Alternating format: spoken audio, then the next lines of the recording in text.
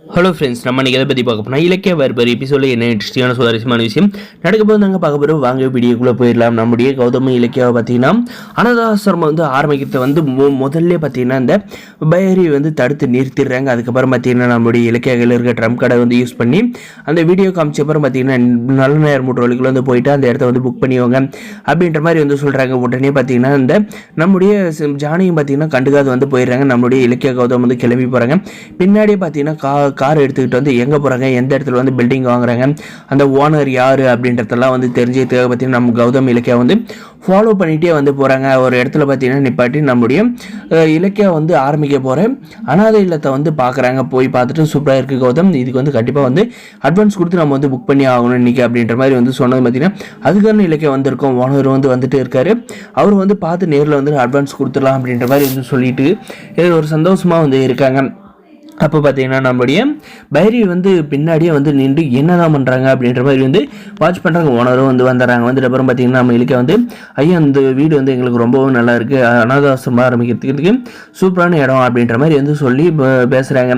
அதுக்கப்புறம் பார்த்தீங்கன்னா தாங்க அட்வான்ஸ் அப்படின்ற மாதிரி நம்முடைய கௌதம் சார் இன்றைக்கே கொடுத்துட்றோம் அப்படின்னு சொன்னது பார்த்தீங்கன்னா நம்முடைய இலக்கிய கையில் தான் கொடுத்து இலக்கிய அந்த செக்கை நீ தான் கொடுக்கணும், ஏன்னா இது உன்னுடைய ஆசை அப்படின்ற மாதிரி சொல்லி அந்த செக்கை பார்த்தீங்கன்னா நம்முடைய இலக்கிய கையில் கொடுத்து அந்த ஓனர் கையில் கொடுக்க வைக்கிறாங்க.